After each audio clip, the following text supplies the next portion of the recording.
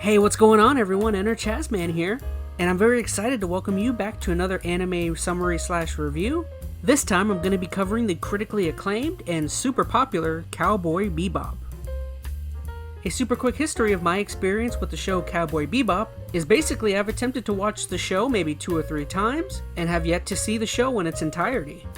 The reasoning for my failures with this anime is something I can't quite put my fingers on, but with the impending release of Netflix's live-action adaptation, I thought, you know what, this is it. I'm going to finish Cowboy Bebop, and I'm going to help others who possibly like me whenever able to actually finish the show, or whenever able to watch the show in general.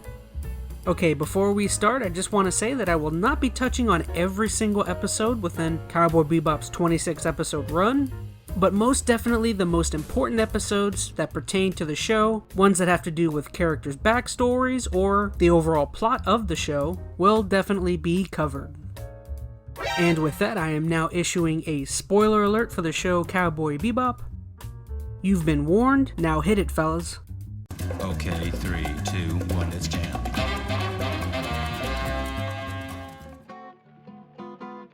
The world of Cowboy Bebop really takes place in a very desolate and kind of hopeless and unkind universe. This is very much a theme that even from the first episode is introduced and carried out throughout the rest of the show. Episode 1 introduces 3 of our primary characters throughout the show: Spike Spiegel, Jet Black, and the name of the show itself, the ship Bebop, of which for me personally is basically its own character. Spike is shown to have a mysterious past, and to have possibly been involved in some sort of shady happenings. This derived from a short clip at the beginning of the episode of Spike in a gun battle within a church. The current events for the inhabitants of the ship Bebop have the ship's captain, Jet Black, updating Spike on a possible bounty that the two could pursue. This one involving a former crime syndicate member of the name Asimov Solensen and his girlfriend Katerina.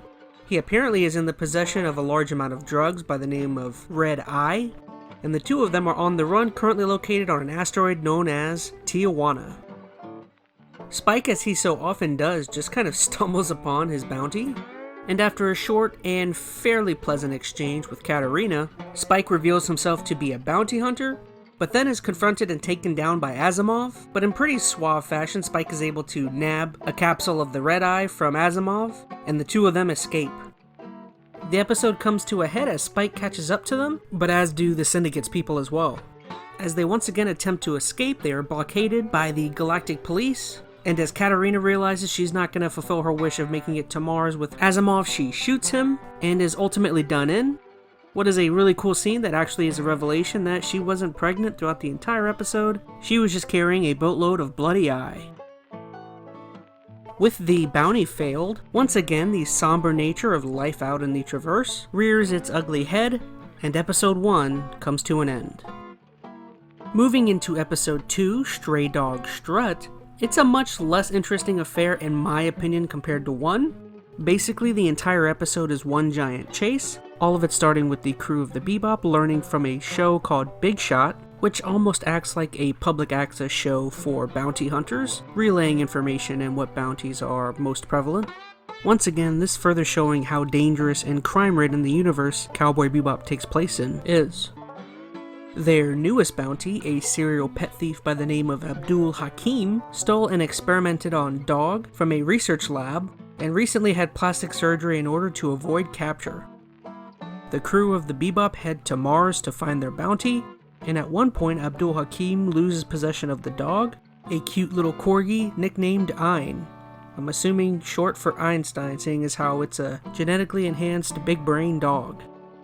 The episode concludes with researchers from the lab and Abdul Hakim getting into a nasty wreck, and Spike taking on the dog onto the ship Bebop, adding him to their space gang. To repeat for me personally, this episode is just kind of so-so. Anytime Ein is on screen, I was pretty entertained, but the rest of it is just kind of mediocre, I guess. A couple big takeaways that I thoroughly enjoyed was the whole introduction of the Big Shot bounty hunting TV show, and secondly, this guy in the researchers group that keeps saying, "Seems that way." So all 3 of them went down, eh? Seems that way. And Hakim's still out there, eh? Seems that way. Episode number 3, Honky Tonk Women, introduces yet another character to the show, a Faye Valentine, nicknamed Lady Luck. She's infamous with some casinos and gambling syndicates, and accrued quite a debt because of her cheating or just winning habits. She's roped in by a gambling crime boss to use her talents and essentially get a chip off of a patron at the casino. In this process though, Spike is mistaken for the patron and refuses to give up what they think to be the chip. Spike then accidentally stumbles upon the patron with the chip, and somehow in odd fashion the two of them swap, leading Spike to come into possession of the chip that everyone is looking for. While on the run from the casino boss's henchmen, Spike and Jet catch a ride on Faye's ship, and they return to the Bebop. Showing their appreciation to Faye for helping them escape, they confine her in one of the restrooms and take a deeper look into the chip. They find out that the poker chip actually houses an actual computer chip on it, which acts as an unlocking mechanism for a master decryption program called Crypt Breaker, of which can break almost any security code. This revelation causes the crew to attempt to broker a deal with the casino boss, and what do you know, when they attempt to complete the transaction, the casino boss and his henchmen open fire on Spike and want the chip and want to keep their money. In the exchange of gunfire, Faye escapes from her prison, nabs her old ship, and sneakily grabs the money that was meant for Spike. But she does all of this not without leaving one more gift for the mob boss. With her enemy defeated and money in hand, she takes off into the wide yonder, possibly to not be seen again? Who knows? Just kidding, you see her immediately in episode 4, Gateway Shuffle. Her ship after the previous escape runs out of fuel, and she's left afloat out in space. Meanwhile, Spike and Jet are in pursuit of another bounty, and the target is currently having dinner on a fancy ship filled with extravagant restaurants. Restaurants that serve some very rare delicacies. Delicacies such as the endangered and very intelligent and kind Ganymede sea rat. Or so says a strange old lady and her cohorts when hearing Spike and Jet's bounty put up an order for the rat. After filling the man full of lead, they reveal themselves to be the Space Warriors, eco-warriors or terrorists who protect endangered species and are led by a Maria Murdoch or Mom. Spike and Jet, realizing that Mom's bounty is actually a lot higher than their previous bounties, forces them into action, and they're able to capture her, separating her from her children. Faye, on the other hand, while floating around, stumbles upon a distress beacon coming from a destroyed ship, and when searching it, she finds a man who tells her to take a suitcase and give it to the ISSP, or the Intrasolar System Police, and do not open it. When the crew of the Bebop look to turn in their bounty, they realize the bounty for Maria Murdoch has been pulled and is no longer recognized, which means her pull and her organization's pull, even within the police, is incredibly strong. Essentially, what the Space Warriors have done is hijacked a bioengineer and forced them to create a new form of virus, one that only affects the structure of humans, turning back the clock and turning them back into apes, or ape-like in personality. If the eco-terrorists do not get what they want, they're threatening to release the virus on Ganymede, one of the moons of Jupiter, and wiping out all of the humans that live there. The random ship that Faye stumbled upon out in space turns out was a mole for the ISSP within the Space Warriors, and within the suitcase that he gave Faye was a capsule of the virus dubbed Monkey Business. Conveniently, the crew of the Bebop stumble upon Faye's distress calls and bring her once again back on board. Having no choice, they decide to release Mama back to her children, and she immediately reneges on all of her promises with the government of Ganymede, then fires a barrage of missiles filled with the Monkey Business virus. Ganymede, fast and in a hurry, restructures the bounty that was on Mama, but the bounty is only good if the planet of Ganymede is saved, forcing Spike and the crew into action. With the virus on the fast track towards Ganymede within the Space Gateway, the Ganymede government makes the decision to shut down the gateway, enclosing the virus-filled missiles within hyperspace. Luckily, just in the nick of time, Spike and Faye make it out, but not without one last scare from the missiles due to some hyperspace phenomena. The Space Warriors, on the other hand, are not so lucky and get stuck within the gateway, and after being forced to really press on the brakes, a vial of monkey business shoots out of Mama's dress, essentially sealing their fate and being the ultimate going-away gift from Spike. Finally, with the episode at its end, Faye decides to make herself at home and announces she may stick around for the next few bounties. Okay, so episode 4, Gateway Shuffle, is almost always considered one of the more memorable episodes when it comes to talking Cowboy Bebop. It's normally one of the first episodes that pops up in conversation. Now, I'm not quite sure why. I don't think the episode's that great. It's definitely not among my favorites of the show, but it's most definitely a pretty good episode. I mean, it's super entertaining, the whole Mama and eco-terrorist plot. It's also really nice to see Faye come back and see her join the crew. But I'll be honest with you, I think what has made this episode so immensely popular is I felt like back in the day when the show was on Toonami, man, they used to play this episode all the time. I mean, just about all the memories I have of tuning into Adult Swim and Toonami, this episode was almost always the one I saw, or at least the one I remember seeing. Now don't get me wrong, this probably isn't true, and that's just my weird conspiracy theory about Cartoon Network really loving this episode. Oh man, here we go. Quite possibly my favorite episode in all of Cowboy Bebop, Episode 5, Ballad of Fallen Angels. The episode starts off with a meeting between two rival crime syndicates, the Red Dragons and the White Tigers. They are meeting to essentially call a truce between the two organizations and to stop all of the bloodshed that has been between them for the longest of times. But as the two complete the ceasefire and Mao watches the White Tigers take off, their ship becomes exploded. And the antagonist of the show, a person by the name of Vicious, takes the leader of the Red Dragon, Mao, and kills him. Before Mao dies, he tells Vicious that if Spike were there, these events would not have happened, leading Vicious to just smile. If Spike were here, you would never have done this. Back on the Bebop, the crew sees a 28 million Wulong bounty for Mao, the leader of the Red Dragon, and Spike is adamant upon taking the mission. But this leaves Jet suspicious as to why Spike wants the bounty so bad, and as he presses Spike about it, Spike takes off. With everyone all distracted, Faye follows up on a lead that was meant for Jet, leading her to a concert where she finds the dead body of Mao with Vicious nearby.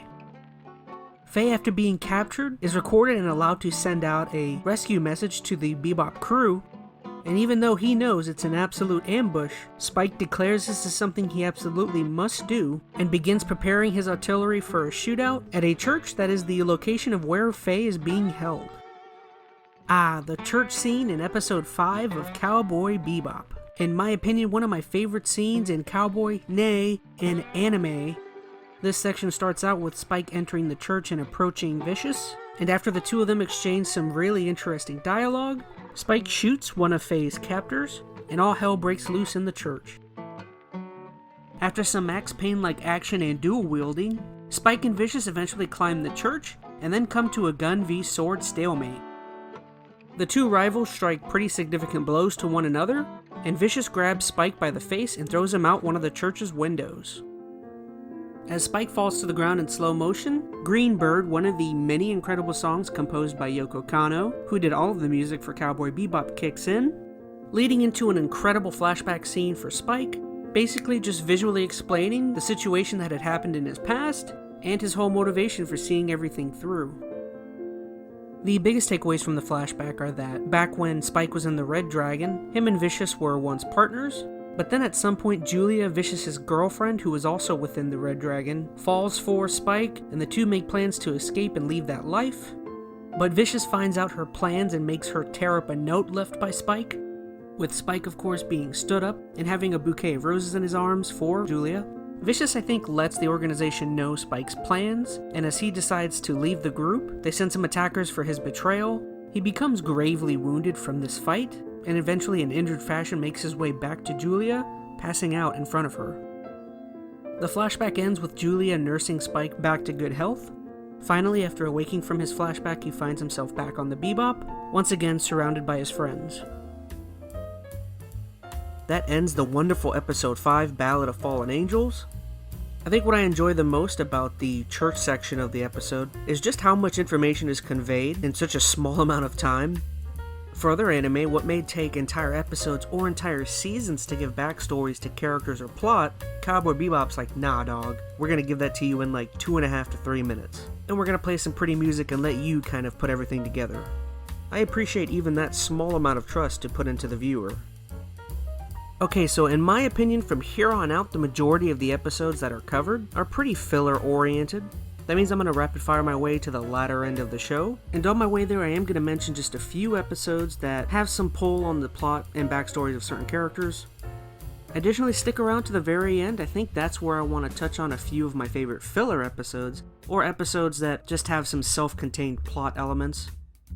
With that, alright, let's hit it again. Okay, 3, 2, 1, let's jam.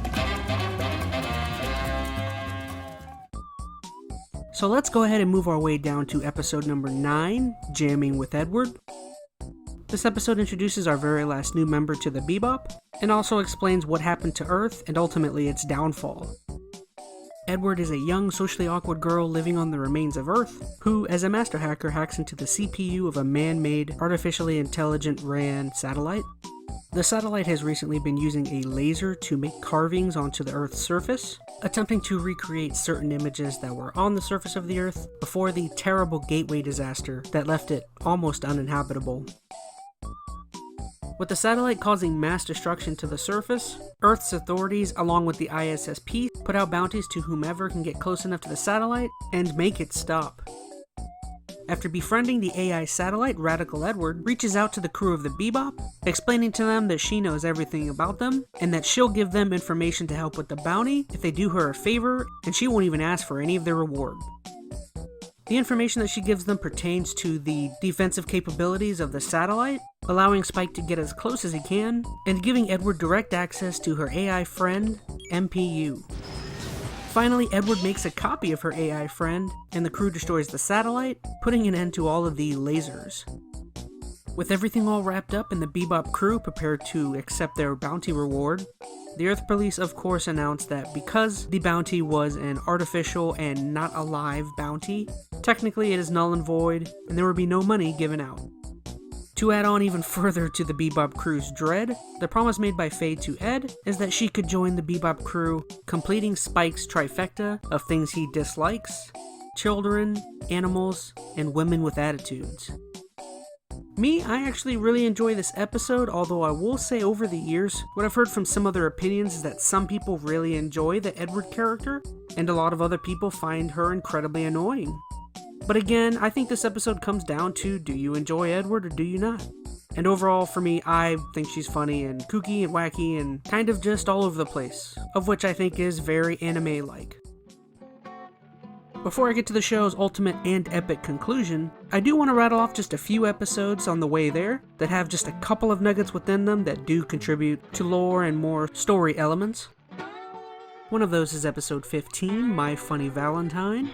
This episode sees Faye recount memories she has of when she was cryogenically awoken from a sleep for about 54 years, or when she was 20 years old she was in a serious accident. This sleep preserved her, allowing her to be healed or to get medical treatment sometime in the future, when the technology is better. Ultimately, the episode is all about Faye not being able to let go of the past, but also her learning that her future will no doubt be brighter than what came before. Another episode that delivers some fairly interesting backstory is episode number 16, Black Dog Serenade. This is a Jet Black oriented episode that features Jet being re-recruited by his former partner within the ISSP. Fat explains to Jet that on a prison carrier, a former assassin of the Red Dragon crime syndicate, a dangerous man by the name of Uday Taksim, took part in a recent prison riot and now controls the ship. Jet, almost without any hesitation, of course, joins his partner once again, as Uday is the one who made him lose his arm many years ago during an arrest. This episode takes a turn though when it is revealed to Jet that Uday is not actually the one who gravely wounded him, making him lose his arm. It was in fact his partner, Fad, who this entire time has actually been working for the Red Dragon crime syndicate, and in this whole situation only used Jet to help him get onto the ship and eliminate Uday, shutting him up for good, thus protecting the Red Dragon. One last episode to get to before I get to the two-parter epic conclusion to the show is episode numero 24, Hard Luck Woman. Stemming from a previous episode, episode number 18, Speak Like a Child, a videotape from her past that she mailed to herself in the future leads her to travel to Earth looking for earthly landmarks that she sees within the tape. Utilizing Ed's abilities leads them to Ed's former orphanage, where her father left her for several years as he was working. Next, they come across Sally Young, one of Faye's friends from high school.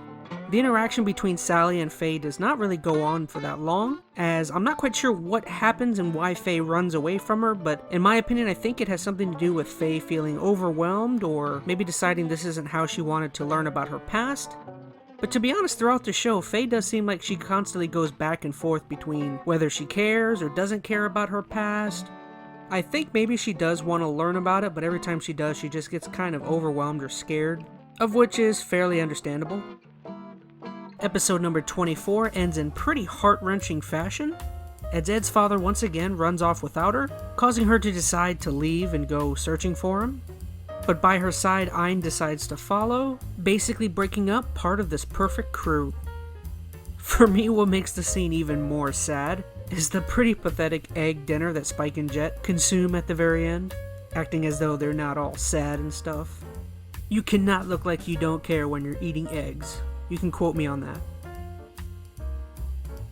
Alright, here we go. We're at the home stretch of Cowboy Bebop, the two-parter conclusion to the anime. Part 1 of the Real Folk Blues starts off with Vicious attempting a coup within the Red Dragon, and unsuccessfully killing its leaders. While sulking in a bar over the girls not coming back, Jet and Spike are ambushed by members of the Red Dragon. While fending off their attackers, they're joined by Shin, another current member of the Red Dragon. He's the brother of one of Spike's former allies within the Syndicate. He updates Spike on Vicious's failed coup, and informs him the Syndicate's leaders are now attacking all former associates of Vicious, thus now even making Julia a target. Lastly, he says Vicious is being held, and awaiting his likely demise. He then covers for Spike and Jet as the two slip out, making their escape. After getting Jet to a medical professional, Spike reaches out to Faye to try and get her to come back and watch over Jet so that he may go out and help Julia and finish what he started. Faye, while still being away from the group and needing some time alone, stumbles upon Julia, who's being chased at an airport. After receiving a hand and being saved by Faye, Julia at the last second implores Faye that if she sees Spike once again, for him to meet her at that place, and that he would know what she was talking about. This scene for me is kind of odd, mainly due to the fact that why did Julia wait so long to really kind of open up and tell this to Faye? I think the reason she waited so long is she was trying to get, I guess, a good grasp on Faye and what kind of person she was. Maybe she was just trying to see what kind of people Spike had surrounded himself with, I don't know. But that's what I got.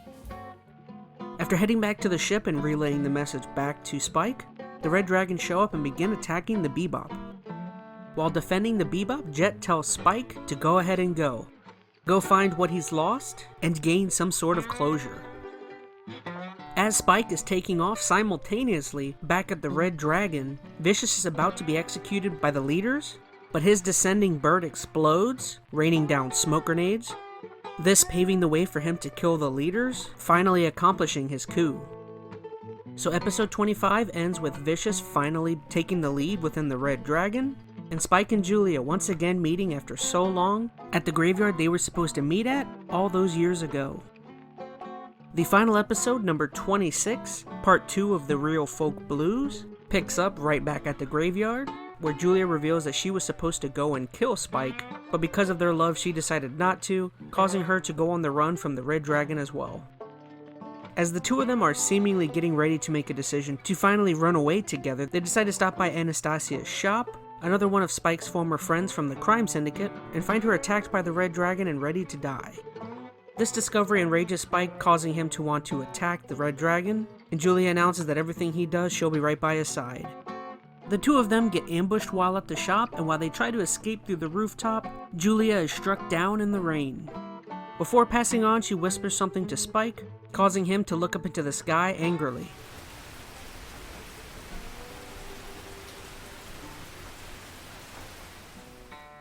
Vicious and his dragons arrive at the scene of the ambush and learn of Julia's death. He then next has this really cool and foreboding quote and scene. beast that has lost his place. He has nowhere to return to now. He will come. Spike returns to the Bebop and shares his emotional goodbyes with the crew. He gets criticized a bit by Faye about being a hypocrite when it comes to forgetting about the past, but in classic Spike fashion with his hard-headedness, once again he claims this is something he just has to do. Back at the Red Dragon hideout back on Mars, Vicious knows what's up and prepares for Spike to come try his fade. Spike's final assault on the Red Dragon Syndicate hideout is an incredibly fast but super cool scene. Utilizing all sorts of grenades and explosives, Spike is just looking to make his way up. He's not necessarily even killing all of the members, he's kinda just blowing past all of them, solely just looking to take out the guy on top.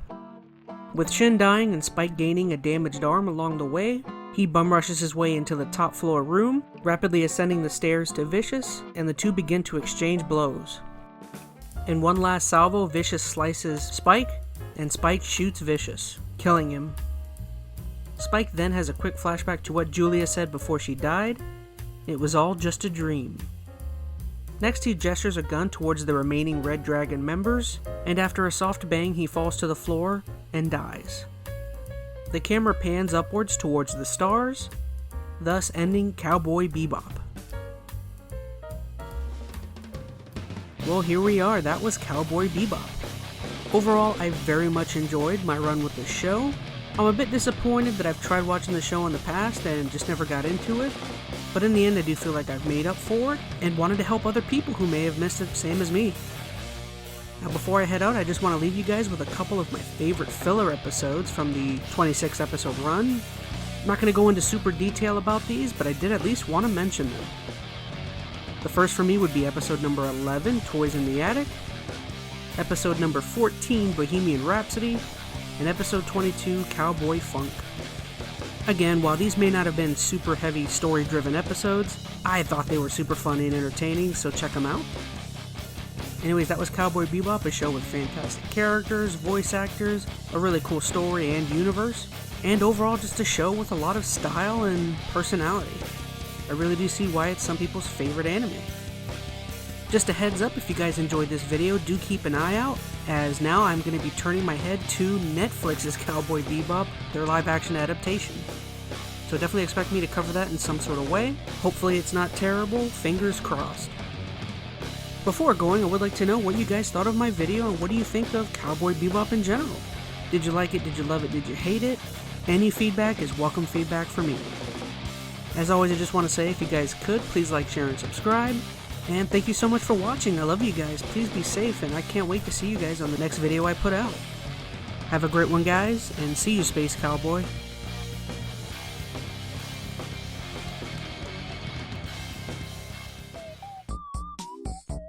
Hey now, I see you made it through the video and liked or even possibly loved it. Well, if you want to see any more additional content or you'd like to get into contact with me, consider checking out some of my social medias right here. And if you'd like to go above and beyond and want to support my channel monetarily, here is also a couple places where you can do so. And if nothing else, simply liking, sharing, and subscribing would make me the happiest ChazmaN on the planet.